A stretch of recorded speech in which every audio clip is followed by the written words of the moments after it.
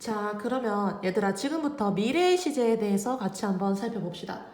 얘들아 알다시피 미래라는 것은 우리 나중을 뜻하는 거지. 즉 현재가 아니라 그 이후에 일어날 일을 미래라고 설명을 하고요. 그러면 어떤 단어들이 나올 때 당연히 미래일까? 예를 들어서 이제 뭐 내일 제일 대표적이죠.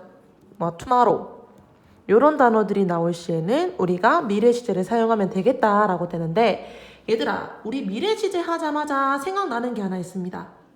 자, 미래 시제 하니까 우리가 뭐뭐 할 것이다 라고 생각하는 우리 전에 배웠던 우리 조동사 하나 있다 얘들아. 뭡니까? 당연히 will이겠지. 자, 미래 시제 하자마자 생각난 친구들이 바로 이게 있을 거야. 자, 근데 쌤 방금 말했던 것처럼 will이라는 거는 얘는 조동사기 때문에 뒤에 동사가 나와야 됩니다. 근데 동사의 어떤 형태? 동사 원형으로 나와서 자, 우리 will 플러스 동사 원형 같은 경우에는 자, 어떤 상황에 적는다? 바로 당연히 미래 시제를 말하는 거니까 미래에 대한 예측을 할 시에 우리가 will 조동사를 사용하고요. 그 다음에 또 언제? 우리가 의지, 즉 다시 말하자면은 즉흥적으로 결정을 할 때, 즉 약간 이전부터 그것을 생각해 왔던 것이 아니라 지금 그 자리에서 그런 결정을 하게 될 때 우리가 will이라는 이 단어를 사용하게 됩니다. 자, 그래서 자 예문을 한번 적어볼게 얘들아. 봐봐. I'll. 자, 왜 I'll이라고 쌤이 적었어? 이게 무슨 형태? 바로 축약 형태로 이렇게 쓸 수 있죠. I show you my album. 예를 들어서 쌤이 이제 너희한테 얘들아 쌤 어릴 때 얼마나 예뻤는 줄 아나? 이렇게 된 거야. 근데 너희가 안 믿어.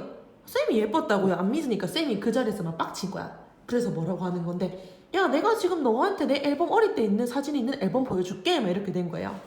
그래서 즉흥적으로 그 자리에서 그런 결정을 하게 될 때 우리가 will이라는 요 조동사를 사용하게 된다라고 됩니다. 자, 그 다음에 우리 또 다른 미래 시제 하나 사용해 보도록 할게. 자, 어떤 게 있냐면 바로 자, 이것도 친구들 선생님이랑 많이 봤었습니다. be going to 라는 표현 들었어. be going to도 to 부정사기 때문에 뒤에 동사 원형을 사용하겠지. be going to 플러스 동사 원형. 자, 이거는 바로 미래에 대한 역시 예측을 말하는데요. 자, will과는 조금 다른 점이 있어. 어떤 거?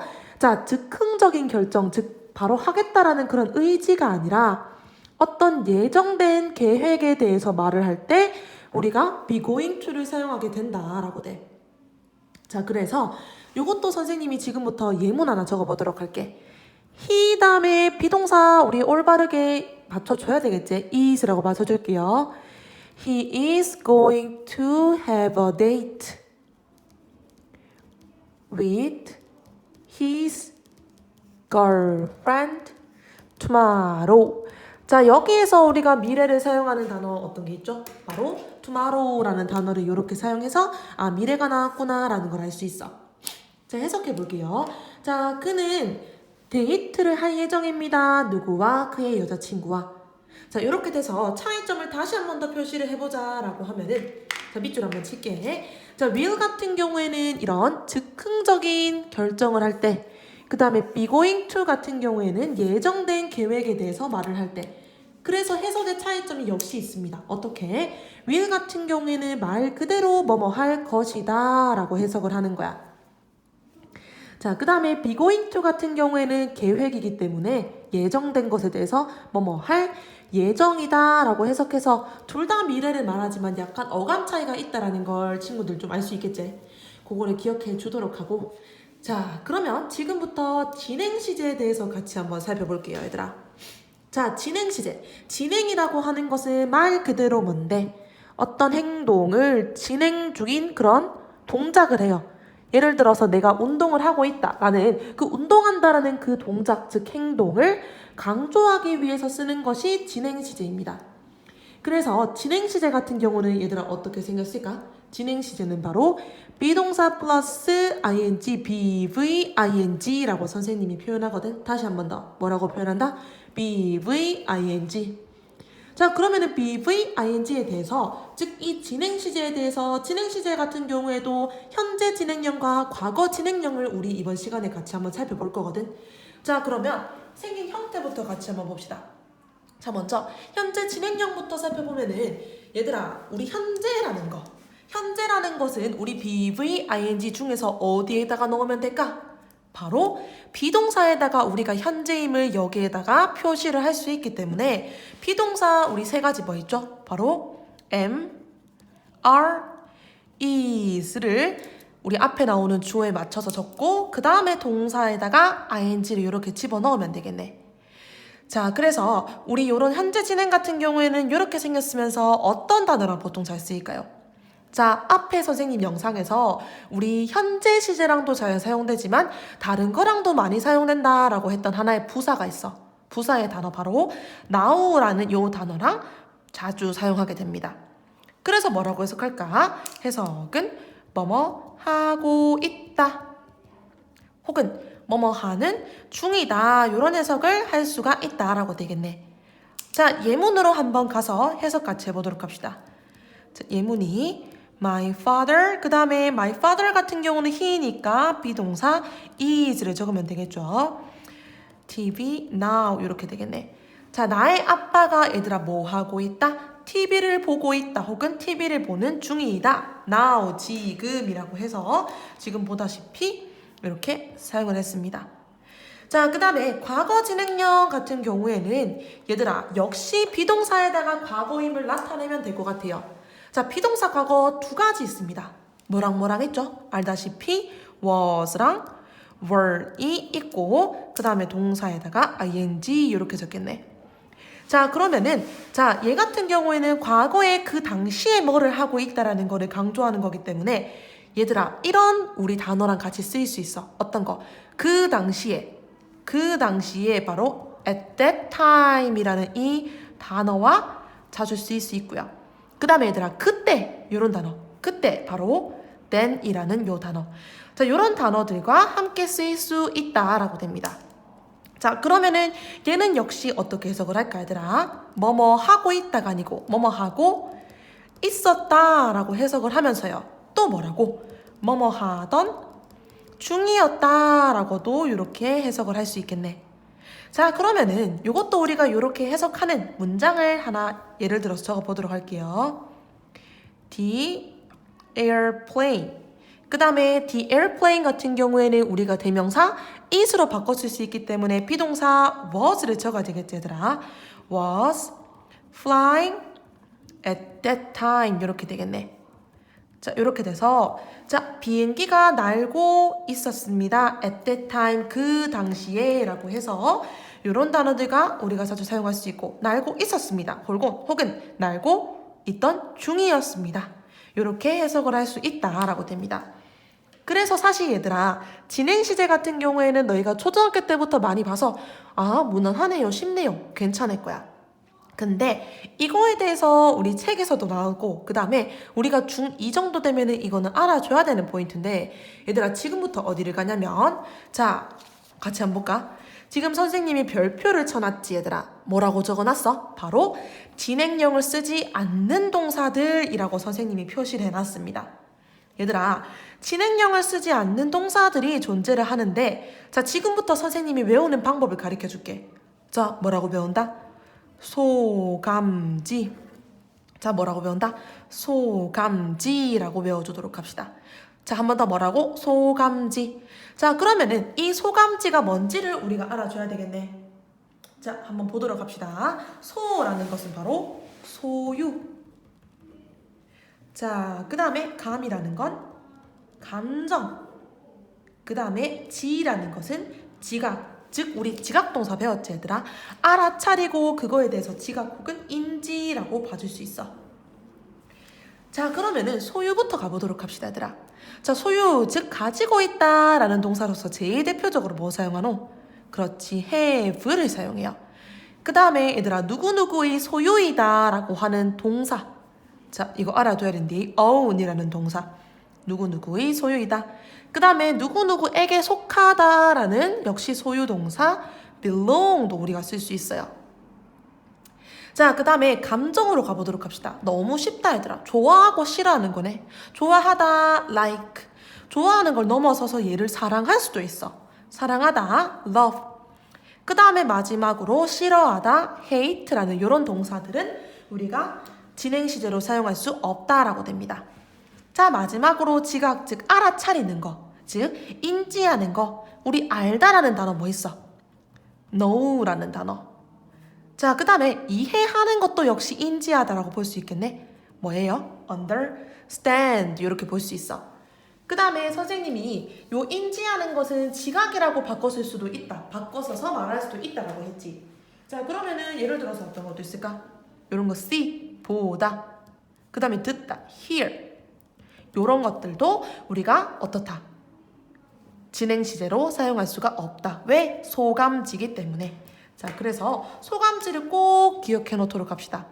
쌤이 우리 이제 좀 있으면은 같이 수업을 하게 될 때 소감지 요거 아는 친구들 선생님이 긴급 질문해가지고 요걸로 또 혜택을 주던가 그렇게 해야 될 것 같아.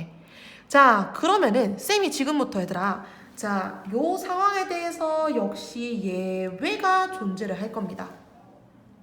자, 예외가 존재를 해서 쌤이 지금부터 하나의 문장을 적어볼 테니까 이 문장이 맞는지를 한번 얘들아 살펴봐봐. They are having lunch란 단어. 자, 볼게요. 지금 여기에서 동사의 형태 한번 볼까 얘들아. 어떻게 썼어? BVING, 즉 진행 형태를 썼어요. 자, 선생님 have라는 동사는 소유동사이기 때문에 얘를 우리 진행 형태로 사용할 수 없다고 했잖아요. 근데 얘들아, 요 문장은 문법적으로 알맞습니다.